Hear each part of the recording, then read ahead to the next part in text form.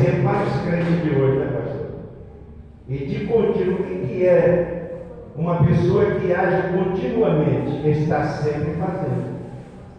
De manhã ele orava, mais tarde ele orava, talvez até ele leu o Salmo de Davi, porque Davi orava 3 vezes por dia, e provavelmente ele teve a oportunidade de conhecer os salmos que o rei Davi escreveu.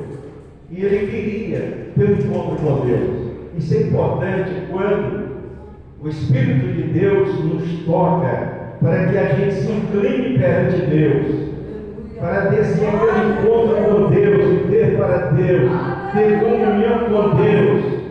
E lá, junto ao poço de Jacó, Jesus falou para a mulher samaritana que o Pai, ele procura os adoradores para que o adorem em espírito e em verdade. Então este homem, ele estava querendo adorar a Deus em verdade, mas em espírito não era possível ainda. Por quê? Porque ele não era regenerado. Ele não tinha sido remido pelo sangue do Senhor. Ele não tinha nascido de novo. Mas ele achava muito bonito, era os crentes pregarem, era os crentes orarem, era gente dizendo que tinha sido curado. Aquela cura que aconteceu lá diante da porta formosa, que João e Pedro subiram juntos para o templo, logo no início de Atos dos Apóstolos, capítulo 3. Aquele moço, quando nasceu, os pais devem ter preparado muitas coisas para receber aquela criança. Só que aquela criança já nasceu paralítica desde o ventre. E ele era levado, ele tinha quase 40 anos, levado ao templo. Na entrada havia uma porta muito grande, toda de um bronze que tinha vindo de Corinto. A porta tinha 22 metros de comprimento e 20 metros de altura. Era muito grande. Era uma porta formosa, uma porta dourada. E aquele homem pobre, pedindo ajuda, ele era colocado ali. E de um momento sobe Pedro, sobe João. E ele olhando para aqueles 2 homens, ele diz: Senhores, me dê uma ajuda, me dê uma esmola. Não só ele era um pedinte, mas havia muita gente ali que pedia esmola.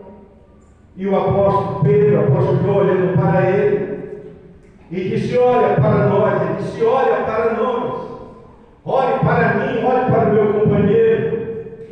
E adiantou-se, pegou na mão dele e disse: nós não temos prata, não temos ouro, mas o que nós temos nós vamos te dar. Em nome de Jesus o Nazareno, levanta, anda. E ele saltou e se pegou nas suas pernas.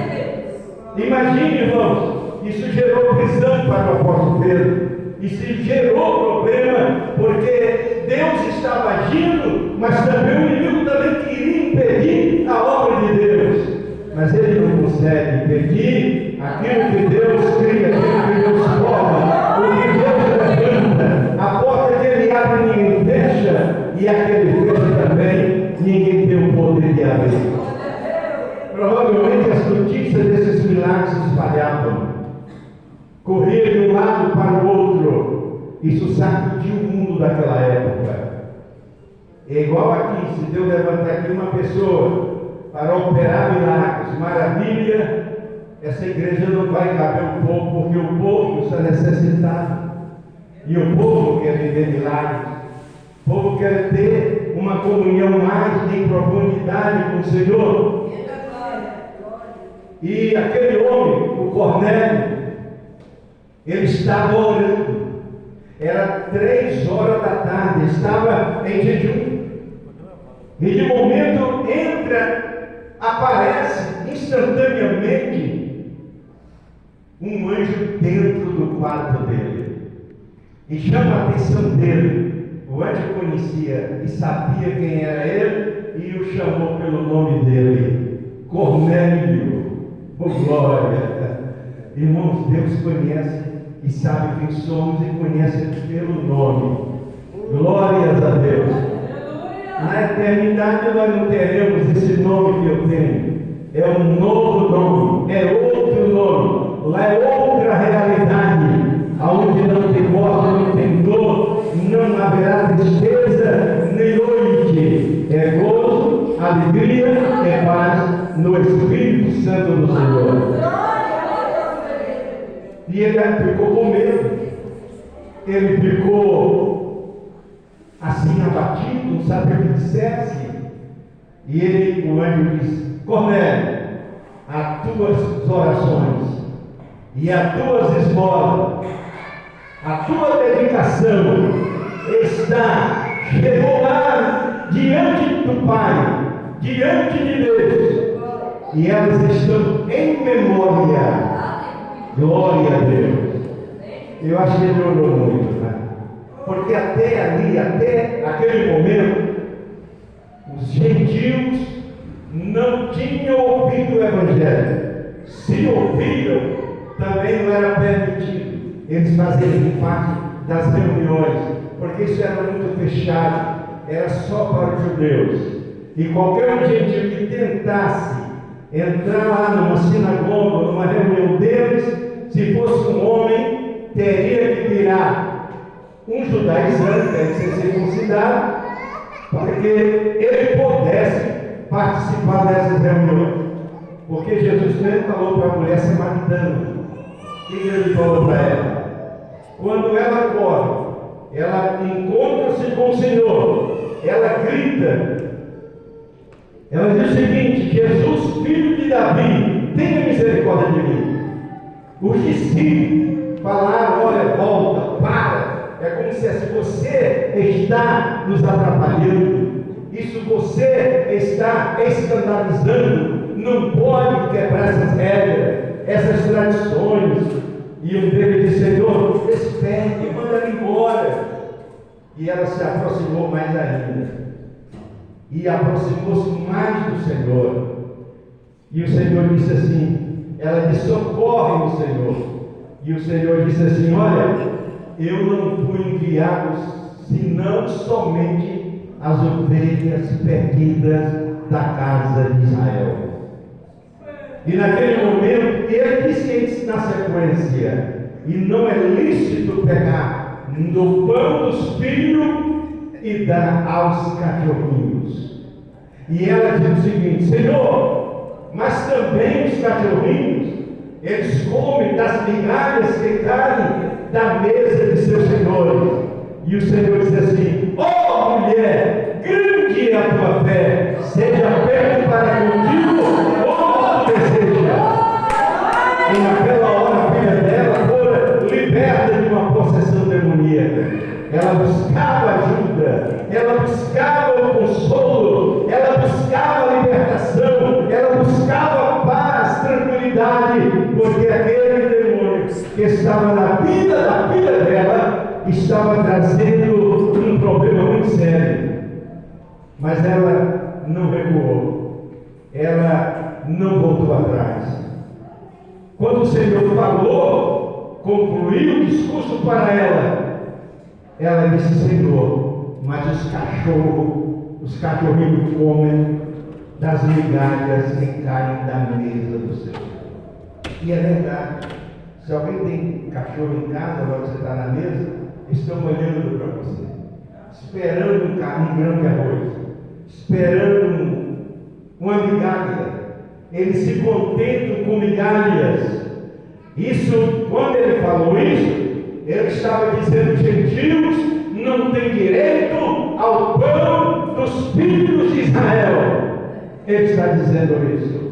Mas ela entendeu a mensagem e disse: mas também os gentios, que são tratados de cães, comem das migalhas que caem da mesa do seu Senhor. E ele disse: ó mulher, grande é a tua fé, seja feita para contigo como tu desejas. E ela era uma mulher cirfenícia, e ela saiu alegre, quem sabe correndo de alegria, e chega em casa e encontra a filha liberta, transformada pelo poder de Deus. Nicodemos queria isso para ele, mas ele não podia, porque ele era gentil. Mas ele insiste na oração, ele insiste no jejum, e ele insiste em contribuir com a vida de muitas pessoas que não tinham, dando ajuda, dando esmola. E Deus mandou o anjo descer na casa dele. Glória a Jesus. Irmãos, Deus nunca deixa ninguém vazio. Você pode jogar o joelho no chão, um dia, 2, 3, e parece que nada vai acontecer, mas o céu está trabalhando, Deus está agindo, porque Deus trabalha no silêncio, e Ele projeta no oculto, mas Ele salta em público. Glória a Deus. Aí daqui a pouco a pessoa diz assim: olha, pastor, quero dar um testemunho de vitória. Presta atenção numa coisa interessante, é que o anjo não pôde, o anjo não podia, o anjo estava limitado de pregar o evangelho para Cornélio, ele não podia. O apóstolo Pedro disse que os anjos, eles atentaram para serem ministros, pregadores da palavra de Deus, mas eles tinham uma função muito gloriosa. Hebreus capítulo 1, versículo 14, diz assim: porventura não são eles espíritos ministradores, que eles trabalham em prol da salvação daqueles que amam e crê? Então eles, os anjos de Deus, eles têm a função de proteção, de ajuda, para que aquele que crê no Senhor, ele não se afaste dos caminhos do Senhor. A não ser que a pessoa queira, mas se ele lutar para se manter, ele vai ter o apoio dos anjos, como no Salmo 34, versículo 8. O anjo do Senhor acampa-se ao redor dos que o temem e os livra. Glória a Deus. Então o anjo disse: olha, manda chamar Simão, que tem o nome de Pedro, que tem o nome de Simão. Ele está em Jope. O anjo deu o endereço a ele.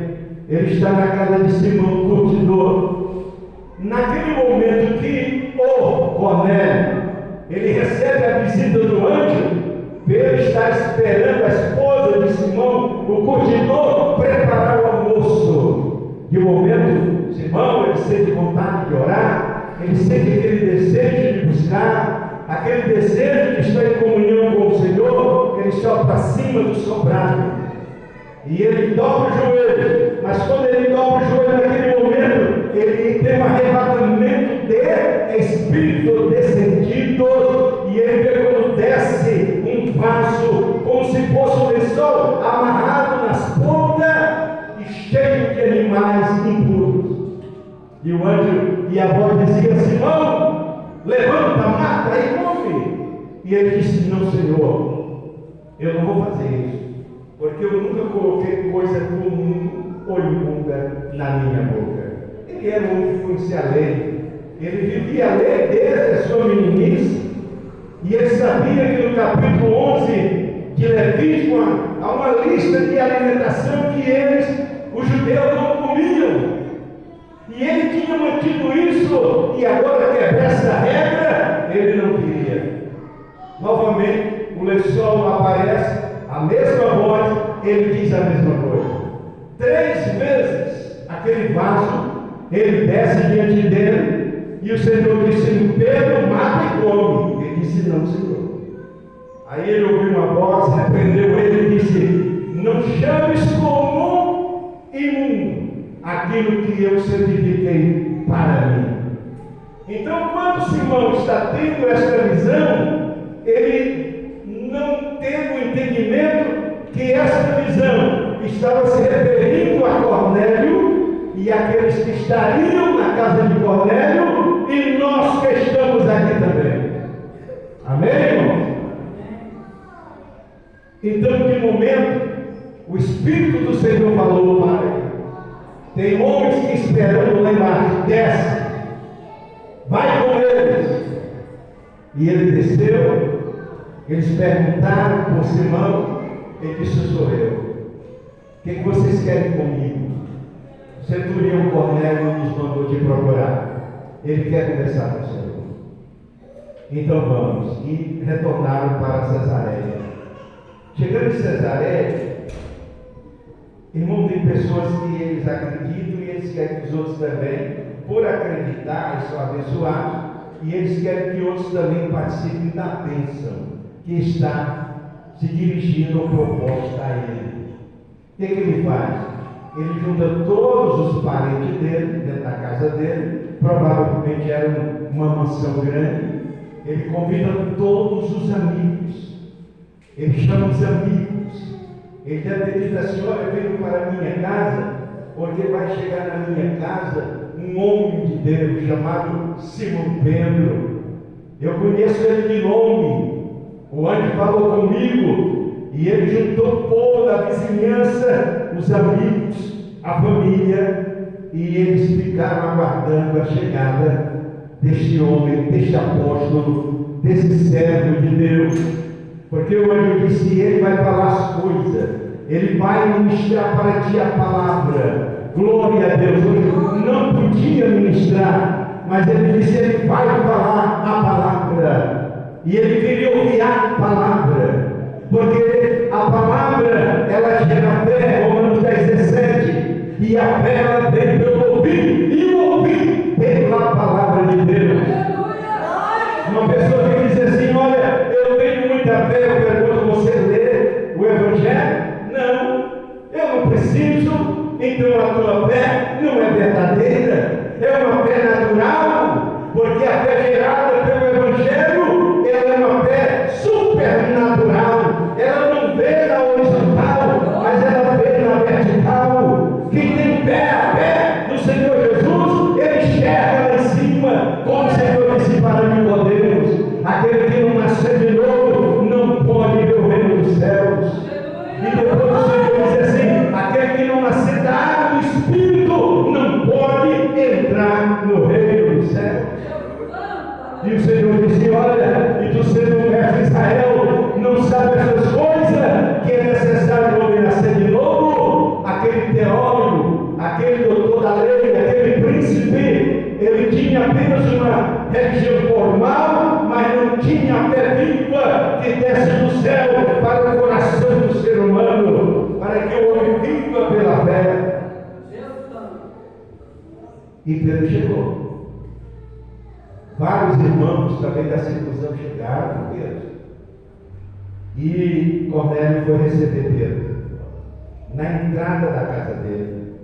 Cornélio se jogou, ajoelhado aos pés de Simão Pedro. Simão deve ter se afastado e disse: levante, porque sou um homem igual a você. Se tiver de adorar, adora a Deus. Não é eu que mereço adoração. Aí ele disse assim: por que tu me mandou chamar aqui?